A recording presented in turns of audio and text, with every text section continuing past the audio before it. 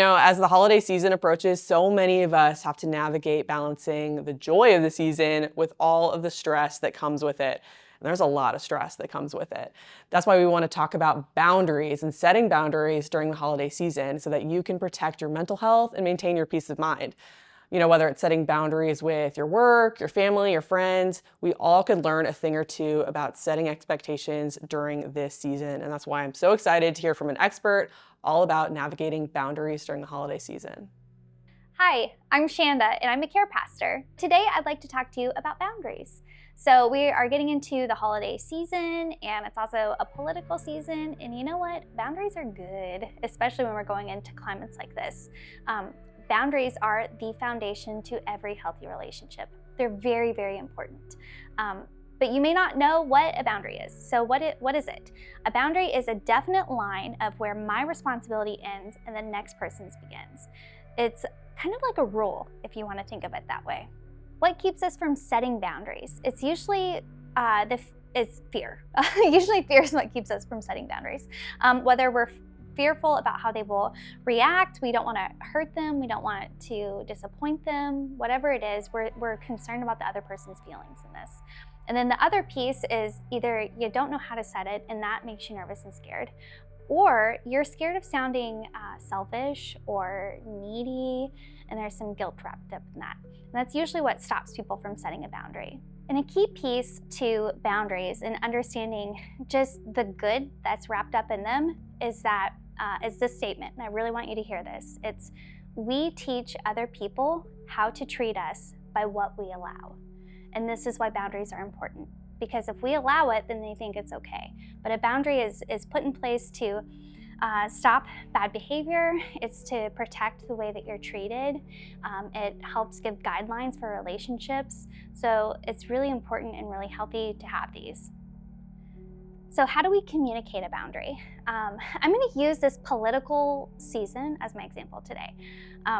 So maybe you're having an event at your house or a get-together at your house for one of the upcoming holidays, and you know that maybe Uncle Joe or an Aunt Rita are coming over, and you have very different political views, and you're not quite sure how it's going to go, because they could show up and they could start talking very passionately about their political views, and it could cause some disruption to the environment. It could cause fights and arguments and make the whole environment really uncomfortable.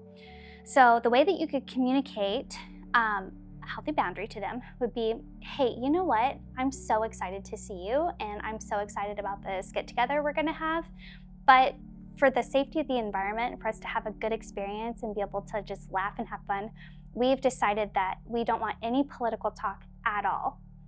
And I know that this can be hard, but I think that it's really important for the safety of our environment.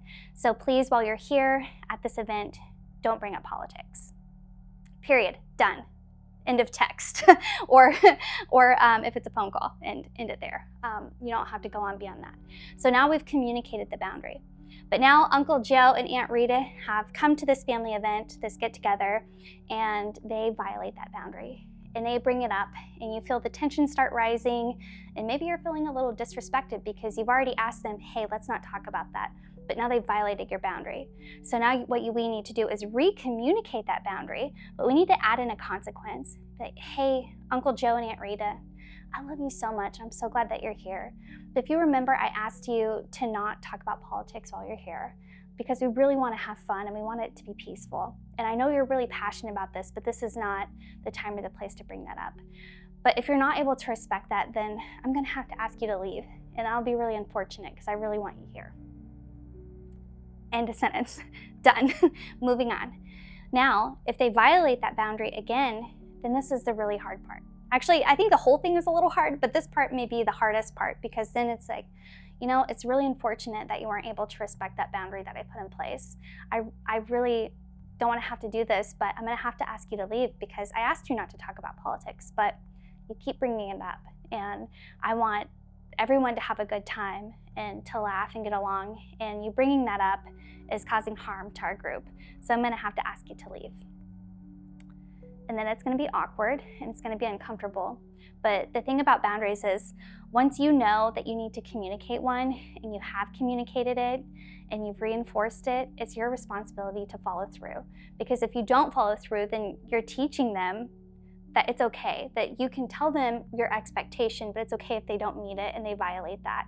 And that's not okay. You deserve to have peace in your life and a good experience. And if they can't respect you enough to respect this boundary and to follow this rule, then they don't get to join in the fun, and that's okay. And it'll be hard, but it'll be okay. I hope this is helpful for you as you navigate this season. I know it's going to be difficult. I know it's going to be hard, but know that setting these boundaries and communicating them, your piece is important and it's valid and it's valuable and you deserve it. And that's all I've got.